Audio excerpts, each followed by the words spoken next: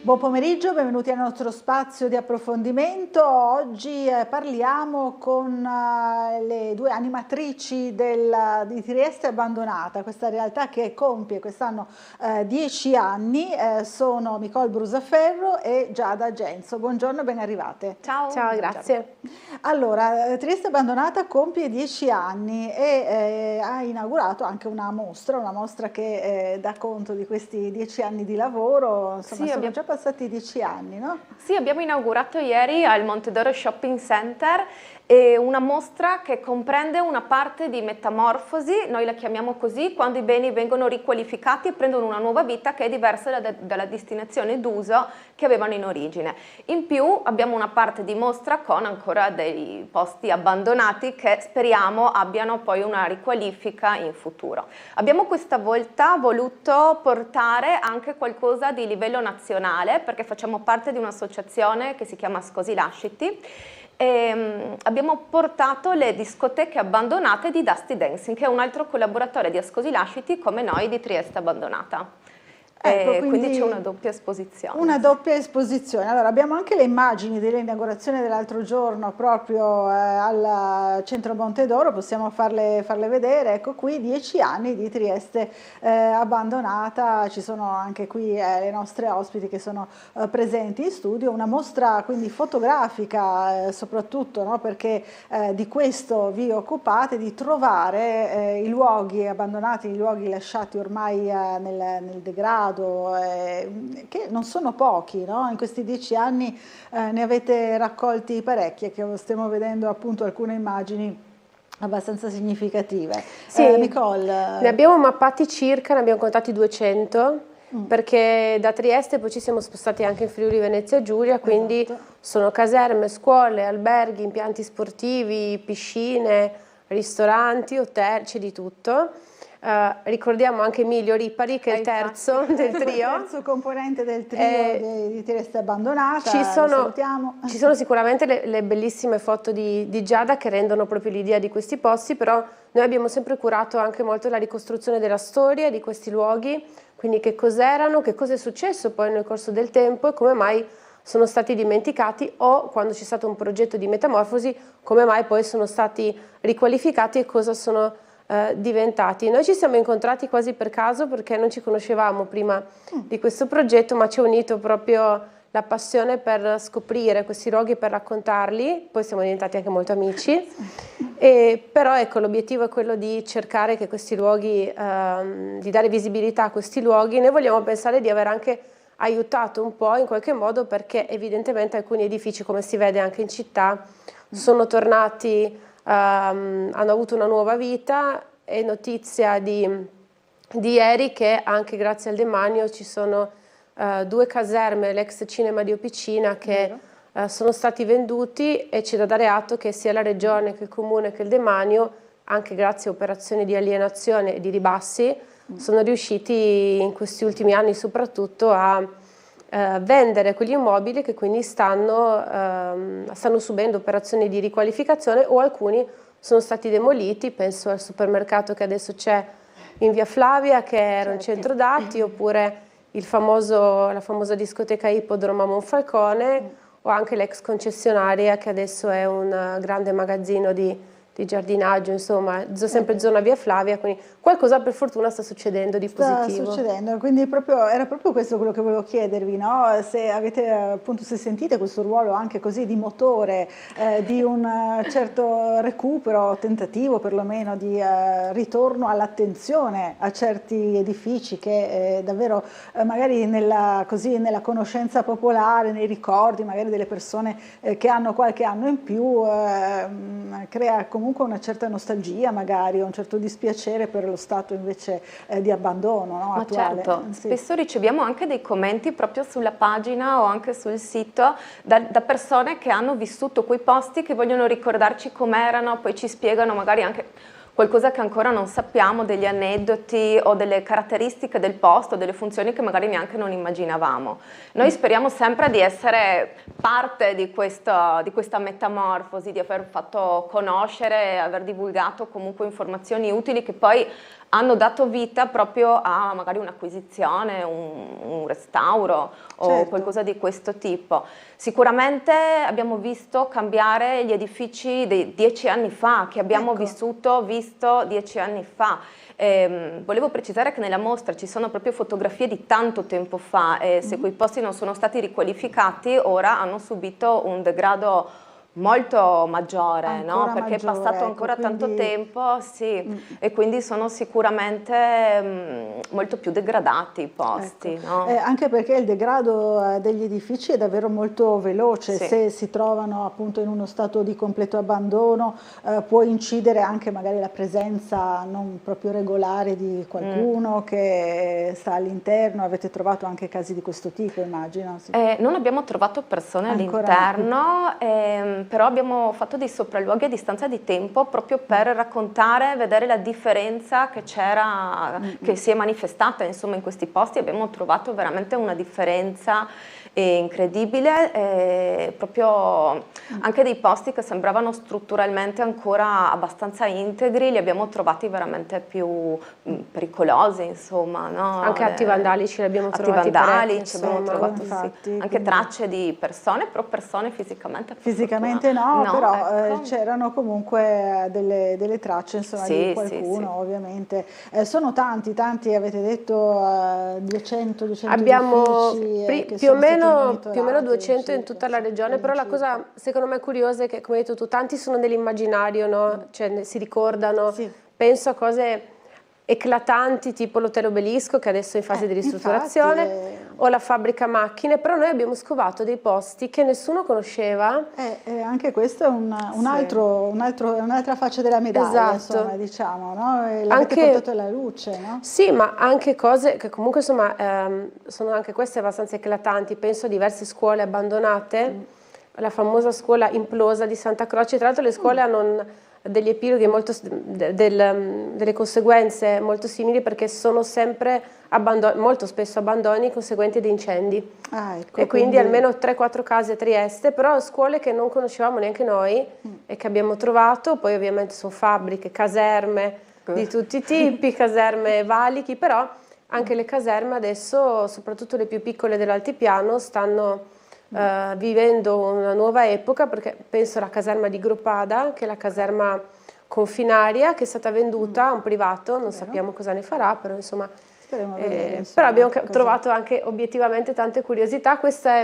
C'era un'immagine della Fissan e prima Giada diceva che ci scrivevano anche su Facebook, Sì. gli ex dipendenti della Fissan ci hanno scritto, sono ancora riuniti in un gruppo sui social. Ecco, qui stiamo vedendo appunto la stessa Nicole che sta spiegando e anche Giada che stanno spiegando insomma agli ospiti della inaugurazione proprio le varie foto. Dicevi appunto della Fissan, vi hanno scritto La Fissan gli ci ex sono, dipendenti, no? esatto, che sono ancora riuniti in un gruppo, si vedono ogni tanto e ci hanno detto proprio, quando noi mettevamo le foto scrivevano qui c'era questo, Sì. qui si faceva questo tipo Vi hanno di aiutato. prodotto, ma è interessante anche ricostruire la storia di una fabbrica che comunque ha segnato, penso, l'economia di tutto il territorio. Che era a San Giacomo, no? Questa, No, la Fissan era nella zona industriale. Zona industriale, però appunto era nata diciamo, da un'iniziativa, credo di ricordare, anche a San Giacomo. A San Giacomo no? è nato proprio il primo laboratorio, esatto. esatto, di Brovedani nella cantina del palazzo dove adesso c'è il museo che ricorda la sua storia e ricorda c'è la anche un sua pezzettino di Fissan dentro, È vero, sicuramente.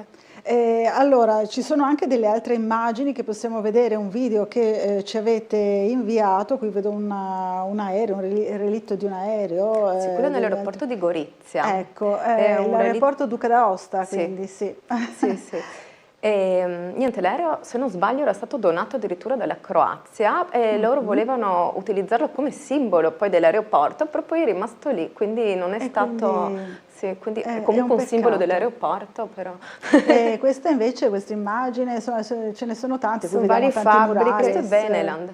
C'era anche una scuola incendiata, si vedeva prima, che è quella di Via Fianona, dove siamo Non entrati si con il riescono- comune in vari sopralluoghi.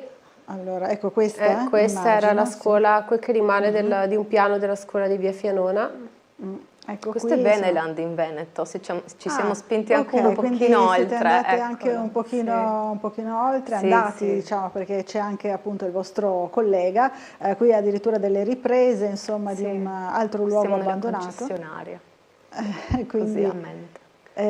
davvero degli spazi che insomma potrebbero trovare, in qualche caso lo stanno facendo, una nuova vita, no? È Sì. un po' questo anche lo scopo, portare alla luce per cercare di così stimolare l'idea di o il pubblico o il privato, perché avete avuto anche riscontri sia dal pubblico che dal privato, immagino. Noi No? abbiamo portato i nostri archivi sia all'attenzione di enti pubblici, ma ci hanno anche chiesto informazioni studenti di architettura, studi di architettura, e quindi noi le informazioni noi le diamo perché speriamo appunto che qualcuno ne faccia buon uso. Però l'altro lavoro che abbiamo fatto, al di là di dare visibilità ai posti, è stato anche ricostruire la storia, perché ad esempio io non so in quanti, passando davanti anche alla fabbrica macchine, sanno la storia di quella che era fabbrica macchine, ma in realtà era la mensa, gli spogliatoi. Chiaro. Oppure, non so, qua siamo credo nel macello di Aquilinea, magari tanti vedono questi edifici abbandonati ma non sanno che cos'erano, soprattutto i ragazzi più giovani. Allora noi abbiamo anche fatto un'opera di ricostruzione di tutte le vicende, sia quando sono stati edificati, queste sono le officine laboranti, ma sia anche tutto quello che è stato il periodo dell'attività e poi come mai c'è stato l'abbandono e cosa sta succedendo adesso. In alcune proprietà in realtà non si capisce neanche bene chi sia adesso la proprietà. Molti sono beni come questo è uno dei posti un po' così avvolti nel mistero. Poi abbiamo detto alcuni sono comunque di proprietà pubblica, però su quel fronte lì si sta muovendo parecchio, quindi è una nota positiva. Però abbiamo avuto tante sorprese, per fortuna appunto nessun pericolo, però anche se a me fanno un po' paura serpenti, pipistrelli e topi, e quelli questi li avete trovati? Ne abbiamo trovati, la verità. Parecchi, però succede, Giada, fa ecco, parte Giada e Emilio non hanno queste... No? Non hanno questa fobia. Beh, io l'avrei, sicuramente sarei più dalla parte appunto di Nicole, però insomma andare all'interno, come stiamo vedendo anche delle immagini di edifici abbandonati, insomma può far sicuramente trovare l'inaspettato, no? O anche l'aspettato in realtà. Ecco, qui è un luogo pubblico, immagino, questa sala con tutte le sedie. Poi siamo dentro l'ex centro di controllo dati che ora è diventato il Cadoro, controllo dati, un supermercato. È diventato un supermercato, quindi sì, è rinato evidentemente il luogo. Nel corso di questi 10 anni di lavoro e di scorribande in giro per la regione, anche un po' oltre, avete anche realizzato diverse pubblicazioni, insomma manifestazioni che adesso vengono raccolte poi in questa mostra, però avete fatto molte cose. Abbiamo fatto diverse mostre, 3 delle quali sempre al Montedoro Shopping Center, infatti abbiamo voluto festeggiare lì i 10 anni, ne abbiamo fatta una l'altro anno ad Hangar Teatri, che era di Daydream Project, e poi a livello di pubblicazioni sono anni che stiamo valutando l'uscita di un libro che speriamo si confermi quest'anno, ecco.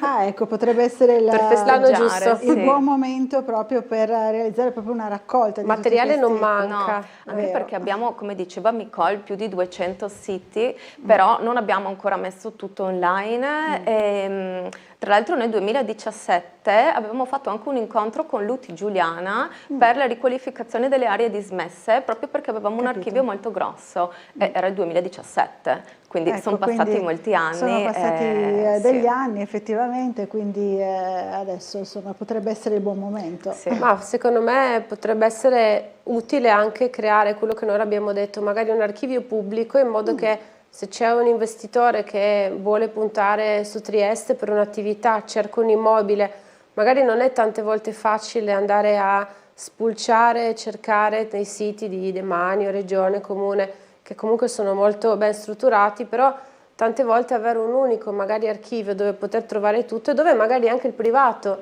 che ha un edificio dismesso vuole dargli visibilità, ovviamente un edificio di un certo tipo che si presta a un riutilizzo magari non residenziale, però un archivio di questo tipo facilmente consultabile online potrebbe essere un'idea, appunto, come ha detto Giada, l'avevamo già presentato, poi le province sappiamo erano un attimo cambiate nell'assetto, però noi questo archivio ce l'abbiamo, abbiamo sempre chiesto, insomma, ci siamo messi a disposizione in forma gratuita anche agli enti, chissà che magari prima o dopo si possa rifare questo discorso. Noi siamo aperti, poi appunto il nostro archivio non è solo fotografico e di storie, ma abbiamo molte mappe, abbiamo anche dei dettagli un po' più tecnici che abbiamo a nostra volta poi ricostruito anche attraverso documenti pubblici. Essere messi a disposizione, insomma. Noi li mettiamo a disposizione, poi appunto se c'è un modo per fruirli da parte di tutti potrebbe essere un'idea ancora più carina per sollecitare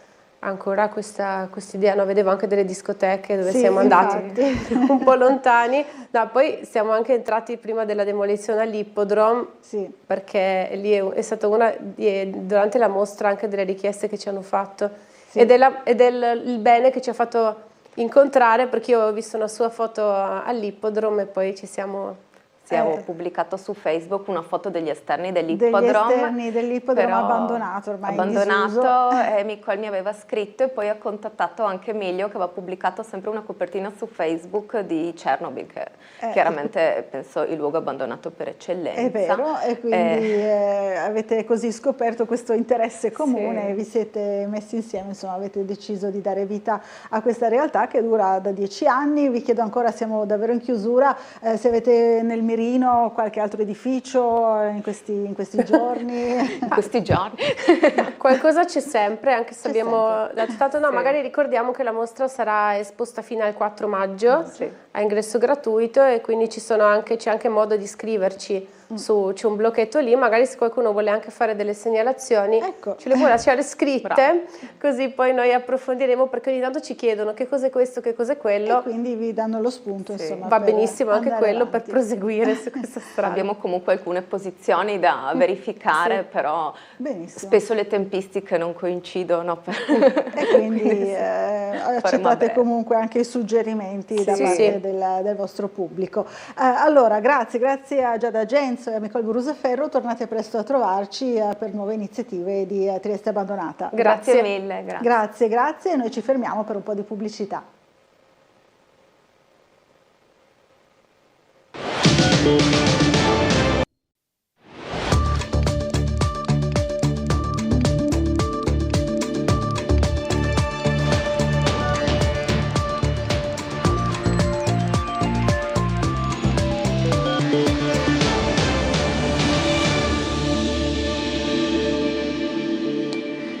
Telespettatori di Tele4, buongiorno, benvenuti a un'altra edizione del nostro telegiornale che si apre con il caso del delitto di Via delle Beccherie. Niente domiciliari per Erika Podmenic, che rimane dunque in carcere. Così ha disposto il giudice per le indagini preliminari Marco Casavecchia per la 58enne accusata dell'omicidio di Isabella Tregnaghi.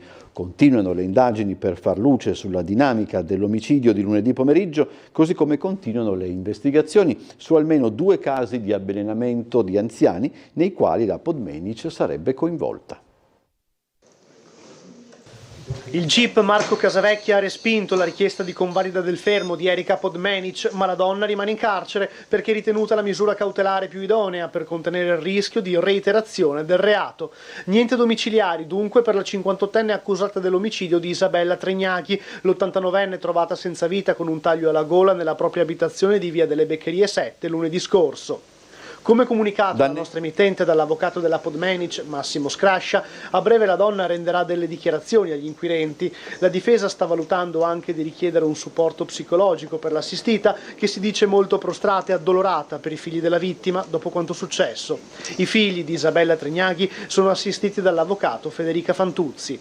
Nel frattempo continuano le indagini disposte dalla procura e seguite dai carabinieri per far luce sulle dinamiche di quel giorno. Il coltello utilizzato per tagliare la gola all'89enne era fra quelli in casa della vittima, oppure la presunta assassina l'ha comperato in un negozio poco prima. Se venisse confermata quest'ultima ipotesi, si aprirebbe lo scenario dell'omicidio premeditato. Intanto attesa in questi giorni la disposizione dell'autopsia sul corpo di Isabella Tregnaghi.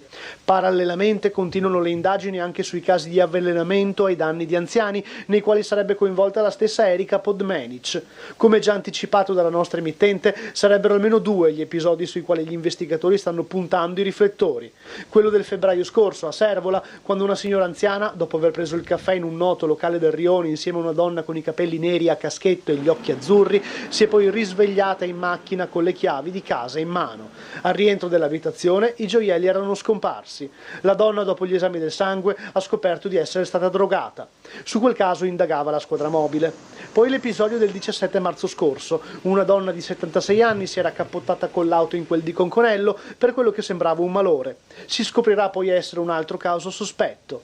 Il caffè con un'amica e poco dopo il buio totale. Al suo risveglio la malcapitata non aveva più il cellulare e l'orologio che teneva al polso. Su quel fatto ha indagato la polizia locale. Sia a Servola che nei locali del centro, vicino alla casa di Via delle Beccherie, diversi esercenti confermano di aver visto Erika Podmanic frequentare il proprio locale. Non accennano a diminuire gli episodi di vandalismo al cimitero di Sant'Anna. Il Comune e Acegas APS AMGA invitano a segnalare quanto accade. Palazzo Sipario, dal canto suo, pensa ad una sorta di intensificazione dei servizi di videosorveglianza. Lunedì prossimo alle 10 il Comune presenterà i lavori di restauro realizzati su alcune tombe monumentali di particolare pregio all'interno del cimitero di Sant'Anna. Prosegue dunque l'attento lavoro da parte dell'amministrazione per quel che concerne la valorizzazione del comprensorio, visitando il quale, secondo il metro di un turismo ossianico, si può ripercorrere la storia delle grandi famiglie triestine ed osservare monumenti funebri realizzati anche per esponenti della cultura cittadina, ma non solo, da esponenti della storia dell'arte locale.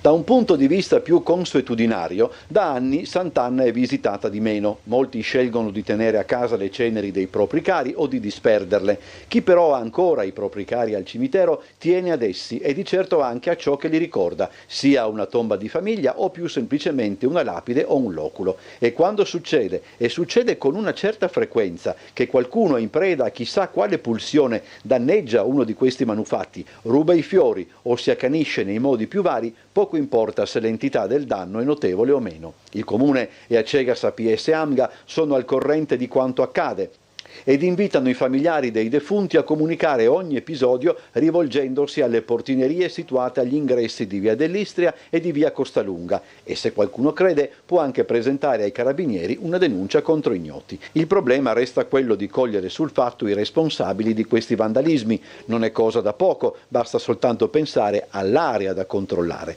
Secondo l'assessore comunale Sandra Savino, che ha in capo la delega ai servizi cimiteriali, una prima risposta potrebbe essere data dalla videosorveglianza e a tale scopo sta raccogliendo il materiale per supportare la richiesta al Comitato Ordine e Sicurezza.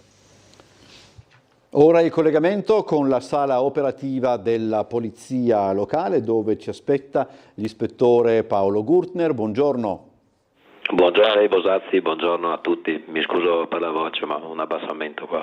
Nessun problema. Intanto concentriamoci magari, se crede, subito sul corteo di questo pomeriggio che parte alle 16 e che presumibilmente comporterà più di un problema. Sicuramente, allora come ha anticipato lei, partenza dalle ore 16, prevista la presenza di circa 2000 persone anche da fuori provincia. Il percorso inizierà in Largo Barriera, percorrerà Carducci, Piazza Goldoni, Corso Italia in contromano fino ad arrivare in Largo Riborgo, imboccherà poi San Spiridione, la via Filzi, la via Milano, il tratto di via Carducci verso Piazza Oberdan dove si fermeranno i manifestanti. Ricordo che sono in atto i divieti di sosta fermata con rimozione in Piazza Oberdan, quindi dovremo operare eventualmente le rimozioni nel caso ci fossero ancora veicoli in sosta. La giornata odierna non ha avuto delle attività particolari, non ci sono stati incidenti, meglio per tutti. In Ghirlandaio 43 c'è un restringimento di carreggiata per lavori urgenti rete elettrica della Cegas.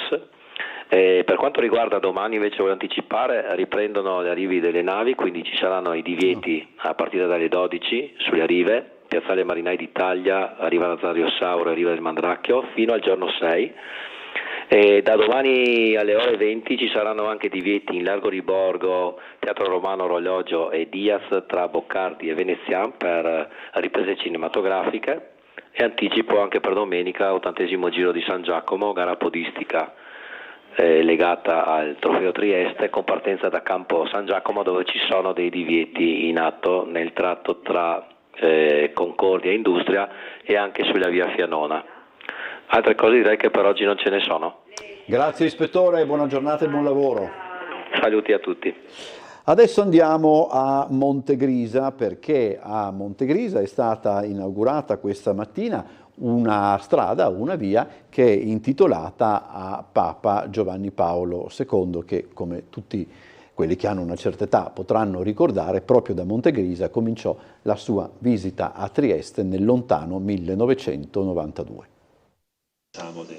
Con una celebrazione sobria e rispettosa del luogo e anche partecipata, oggi è stata intitolata a Papa Giovanni Paolo II una via nei pressi del Tempio Mariano di Montegrisa, nel 20° anniversario della morte di Karol Wojtyła, avvenuta il 2 aprile 2005.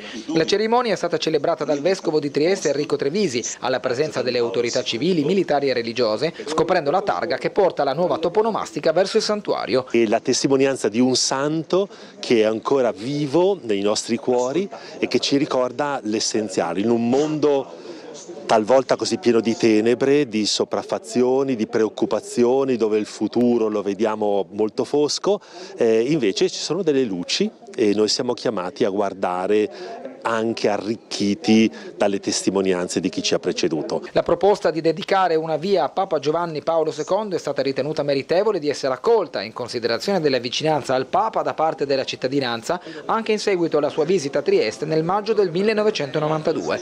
L'iter burocratico è partito nel 2005 ed è stato poi rilanciato nel 2018 dal gruppo consigliare di Forza Italia. Sono estremamente contento di aver rappresentato in questa occasione il sindaco e l'assessore Savino, che naturalmente ha concluso questo percorso di iter burocratico ma anche di profondo valore di significato del cuore, della nostra anima, quindi chiunque percorrerà questo tratto di strada ovviamente farà anche un'immersione di riflessione su quanto disse Giovanni Paolo II anche in questo contesto, quindi Trieste sia patria anche di dialogo. Ricordo anche il consigliere Marini, il consigliere Porro, che hanno sottoscritto la mozione. Avere un suo ricordo, seppure con una targa, e devo ringraziare anche l'assessore Savino che da ultimo ha completato questo percorso, è un qualcosa di importante, soprattutto in un luogo così simbolico per noi, per i cattolici, ma anche per chi non è cattolico.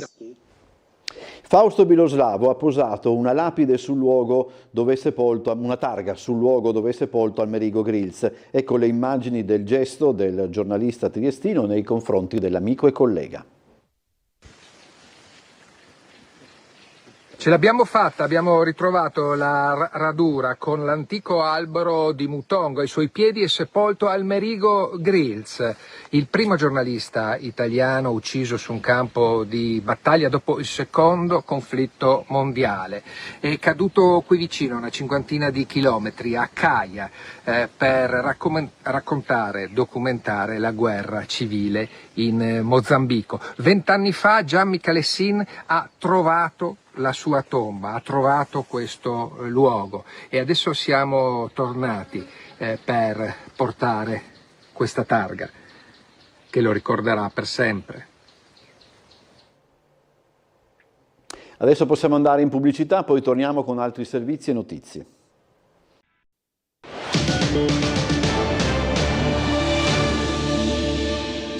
Rientriamo in studio. Prima di andare avanti con i servizi, gli ospiti della puntata di Ring in onda questa sera a partire dalle ore 21:10 circa. Nella prima parte si parlerà del delitto di Via delle Beccherie con il nostro Bernardo Gulotta, con Niccolò Giraldi di Trieste Prima e con Claudia D'Ambrosio di Televita. Il dibattito politico che seguirà vedrà Giorgio Sclip della lista Russo.Franco, Roberto Cason di Idea Giuliana, Laura Famulari del Partito Democratico ed Ignazio Vannia di Fratelli d'Italia. Torniamo adesso ad occuparci della questione dazi che sta tenendo banco sulle pagine di tutti i quotidiani, non soltanto per quanto riguarda la politica internazionale, perché i riflessi potrebbero essere più che pesanti anche per le economie delle regioni, anche per le economie locali. Sentiamo allora una breve dichiarazione del presidente della regione Massimiliano Fedriga, il quale invita a ponderare ogni decisione sulla questione. Il Friuli Venezia Giulia è una tra le regioni maggiormente esportatrici negli Stati Uniti e quindi non c'è dubbio che un aumento esponenziale dei costi, soprattutto penso dell'enogastronomia ma non solo, rappresenterebbero un problema importante per la nostra produzione, per i cittadini americani. E quindi è fondamentale non andare verso una risposta che faccia salire la guerra commerciale e faccia esplodere la guerra commerciale. Bisogna tenere il sangue freddo, negoziare con serietà, capendo che la strada da individuare è quella degli interessi comuni europei e statunitensi. Ma penso che qua tutte le regioni vogliono andare in questa direzione, ma non solo le regioni, penso tutto il mondo produttivo voglia andare in questa direzione. Non bisogna agire per ritorsione, bisogna agire con razionalità, rispetto di un alleato fondamentale che sono gli Stati Uniti, ma con la consapevolezza che dobbiamo tutelare il nostro sistema produttivo. Una perdita del PIL regionale appunto dello 0,5%, questa è la previsione relativa ai contraccolpi sulle nostre imprese dai dazi introdotti dall'amministrazione statunitense. Secondo il presidente di Confindustria Alto Adriatico Agrusti, l'Europa ora deve reagire compatta. I dati sono una cosa seria, vanno presi sul serio perché adesso sono un fatto. L'Europa dovrà reagire rapidamente in modo unito, anche perché lo statuto dell'Unione Europea contempla esattamente questo, di queste materie è competente l'Unione Europea e non ogni singolo Stato. Il fucile dell'Europa è avere dei dazi equivalenti, magari in settori che fanno più male all'elettorato di Trump, in modo da costringere il tycoon a scendere a patti e a discutere, magari dicendo che compreremo più gas, più petrolio dagli Stati Uniti. Insomma, ci sono molti modi per tentare di imbastire una trattativa economica, perché la cosa più grave è che da quando Trump si è insediato i nemici dell'America sono l'Ucraina e l'Europa. E quindi io credo che dovremmo da un lato valutare, noi faremo nei prossimi giorni una riunione dei nostri industriali con il centro studi di Confindustria per far capire punto per punto cosa significa concretamente per le aziende che esportano negli Stati Uniti l'applicazione di questi dati. Ecco, noi naturalmente abbiamo tante nostre imprese che lavorano e fanno produzioni per gli Stati Uniti, per esempio nel settore dell'automotive e anche del nostro territorio, quelle della siderurgia, dell'elettronica, della componentistica dell'auto, dell'agroalimentare, della farmaceutica, sono grandi esportatrici verso gli Stati Uniti. E quindi tutti questi subiranno un contraccolpo molto molto importante. Si parla di una perdita di PIL dello 0,5% su base annua, secondo me è una stima ottimistica. Allora, ne abbiamo parlato prima con l'ispettore Gurtner durante il collegamento con la sala operativa della Polizia Locale del corteo per la sanità pubblica che si terrà a Trieste quest'oggi a partire dalle 16. È una manifestazione promossa dalla CGIL, il cui segretario regionale Michele Piga è stato intervistato dal vice direttore Ferdinando Avarino durante una puntata di Ring. Vi riproponiamo un estratto di quell'intervista dove vengono poi anche spiegate le ragioni alla base della protesta odierna. Le faccio un esempio sui medici di medicina generale. Ma perché la borsa di studio per il medico di medicina generale è ben più bassa rispetto ad altre specialistiche? Non è appetibile. Ma non possiamo metterci... Guardi, quella professione è meno appetibile. Ci hanno detto che c'era un miliardo in più per gestire il bilancio regionale. Il pubblico è sano e funziona bene quando c'è una forte regia del pubblico. Se noi lo mischiamo non si capisce chi comanda tra il pubblico e il privato, è chiaro che saltano degli schemi. Guardi che, la dico proprio così, la convenienza del servizio sanitario pubblico è la salute dei cittadini e cittadini. Si va in piazza venerdì a Trieste da tutta la regione per alle 4 di pomeriggio ce lo ritrovo in Largo Barriera, poi ci sarà un corteo, arriveremo sotto la sede del Consiglio regionale, che per noi è la massima autorità, diciamo, democratica del popolo del Friuli Venezia Giulia, per la difesa del servizio sanitario pubblico, e c'è il tema della partecipazione della democrazia alle scelte e l'ascolto dei cittadini e dei rappresentanti sociali, professionali, tutti, che si discuta anche in Consiglio regionale, ma questo si arrangeranno i consiglieri regionali, insomma, la gestione di quel presidio democratico, la valorizzazione del lavoro delle persone, che siano pagate correttamente, che venga rispettato il loro lavoro e che vengano anch'esse ascoltate rispetto ai processi decisionali che li riguardano, sia per i dipendenti del servizio sanitario e anche per le lavoratrici e i lavoratori degli appalti. Il terzo punto, il rafforzamento dei servizi sanitari territoriali per garantire una presa in carico a tutte le cittadini, dalle montagne al mare, del Friuli Venezia Giulia. Si terrà a Gorizia dal 10 al 13 aprile il Festival Treccani della lingua italiana, organizzato grazie all'intervento della Fondazione Cassa di Risparmio di Gorizia. Vediamo il servizio che riguarda la presentazione. Le parole valgono, e questo è lo spirito del Festival Treccani della lingua italiana, che andrà in scena a Gorizia dal 10 al 13 aprile, mettendo al centro degli incontri con i relatori la parola confine, una scelta fortemente voluta dalla Fondazione Cassa di Risparmio di Gorizia, sul cui sito è disponibile il programma completo e verranno caricate le registrazioni degli incontri. Perché? Perché si ritorna al valore delle parole, cioè oggi si comunica attraverso la parola. Forse diamo per scontato tutto, siamo passati ormai agli emoticon, però torniamo alle parole che ci ritornano. La parola confine è ogni giorno evocata. Ecco, la Fondazione Treccani ci aiuterà ad approfondirla contestualizzandola, ma per far cosa di questa parola?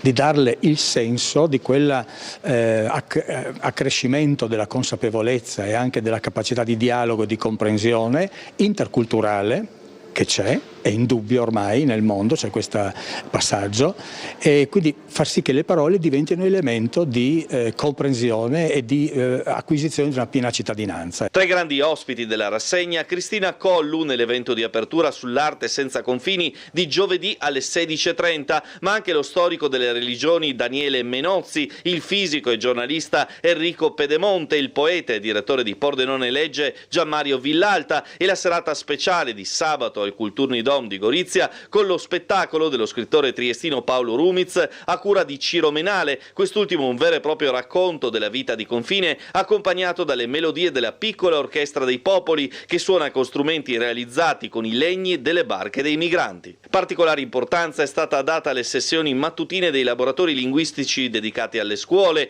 il 10 aprile a cura di Nicolas Ballario sul tema del confine nell'arte e l'11 sul concetto e la storia della parola confine dal latino all'italiano a cura di Fabio Rossi e Rafael Merida.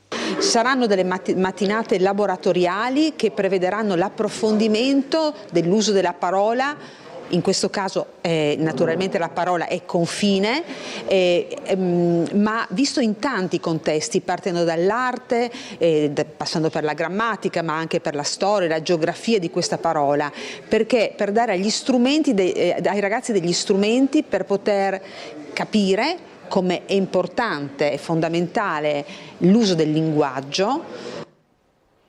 Bisogna porre mano al sistema per garantire i cittadini. L'assessore regionale alla salute Riccardo Riccardi lo ha ribadito durante una seduta della terza commissione consigliare. Vediamo il servizio.